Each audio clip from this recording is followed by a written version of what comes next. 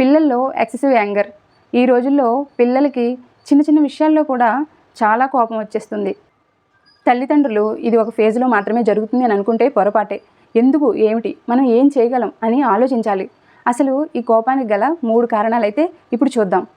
పిల్లలు చిన్నప్పుడు ఎమోషన్స్ని ఎలా కంట్రోల్ చేయాలో తెలియకపోవడం వల్ల ఎక్సెసివ్ యాంగర్ని చూపిస్తారు.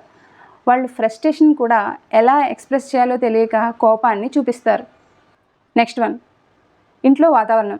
ఇంట్లో కొట్టుకోవడం, అరవడం, తిట్టుకోవడం లాంటివి కంటిన్యూస్గా ఉన్నట్టయితే వాళ్ళ మైండ్ స్ట్రెస్లోకి వెళ్ళిపోతుంది.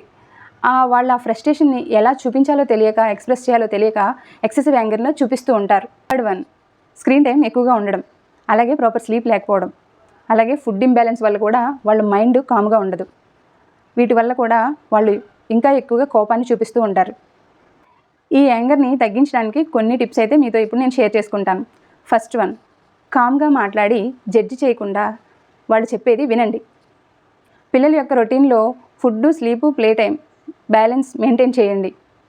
వాళ్ళకి హెల్దీ వేలో కోపాన్ని ఎక్స్ప్రెస్ చేయడం నేర్పించండి. Like drawing, writing, deep breathing, అలాగే టాకింగ్ ఇలాంటివన్నమాట.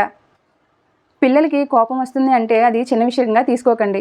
వాళ్ళ ఫ్యూచర్ బిహేవియర్కి ఇది బేస్ అవుతుంది. మీ పిల్లల్లో ఇలాంటి బిహేవియర్ ఉంటే కమెంట్లో చెప్పండి. ఇలాంటి మరిన్ని మంచి టిప్స్ కోసం నా ఛానల్ని సబ్స్క్రైబ్ చేసుకోండి, అలాగే ఫాలో చేయండి.